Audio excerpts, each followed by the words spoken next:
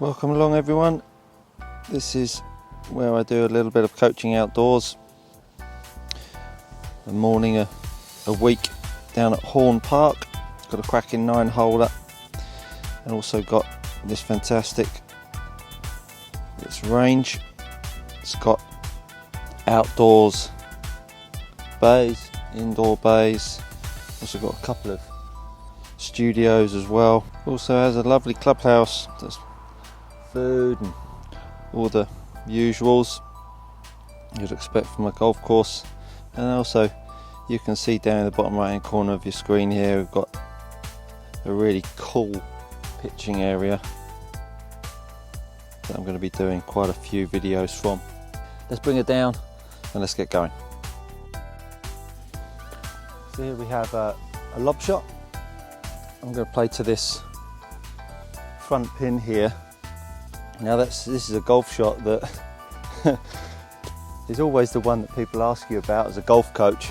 What about if I'm just trying to lob one over? Well, I think it's important to stress that if you're playing more than once around, and I'm not sure the strategy is all that good, to be fair. So let's deal with that one shot around. Let's forget about all of the really important ones, because obviously I want to give you what you want. Anyway, so I jest, but I mean, it's not a shot. I mean, if I'm, or even a 8 handicapper, to this front flag here, this is not a shot that is going to much excitement, and also that, you know, what could go on when I could just sort of chip it over to the right hand side of the green over there. Just chip it over here. You can see I've taken all of the problem really out of play. I could even go even further right than that, couldn't I? I could actually forget about playing any sort of ball over the water, and I'm in a good place. Well, I mean, I've got just such a simple. I could up and down that really quite easily, couldn't I? So that would be my first recommendation, to not have to put yourself through a stressful situation. And I think it's really important that when you're playing around a golf, you've got this anxiety and stress as a barrel. It's empty at the start of the round, or for some people it could almost half full anyway.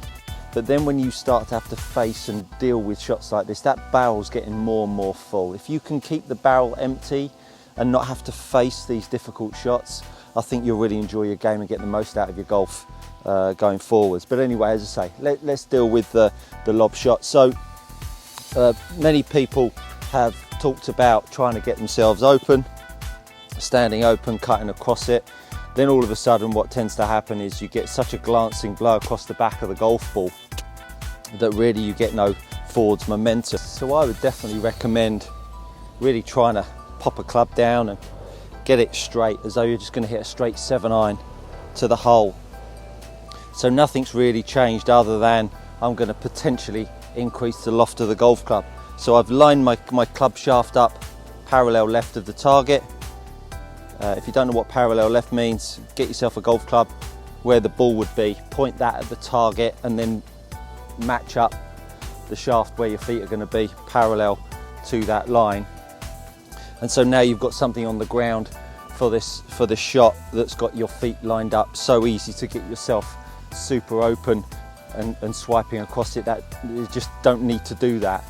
So now I've got everything set up nice and straight, and I'm just going to start swinging. So I've got myself set up straight to that line. I'm not going to start doing anything other than a little bit of open club face, and I'm just going to start off with just a very dead wristed chip shot.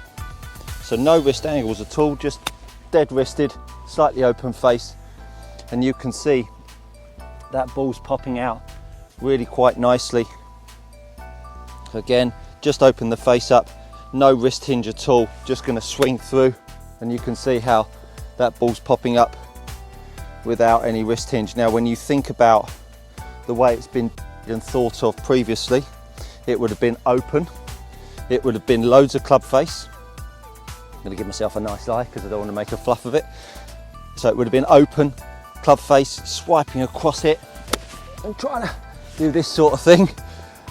And yeah, sure, it's landed really softly and really stopped quite quickly there. But look at the difference, of the difficulty that I'm creating. I need to have a really nice lie to play that well, but also I feel like I could really swipe into those trees. So again, big swings, really difficult, man. Don't get involved in that. We're gonna get back to neutral. It's gonna get the face open a little bit. I've opened it by 15 degrees, dead wristed. And she pops up like a beauty. Now, the minute I've taken out the wrists, what I've done is I've taken a speed producer.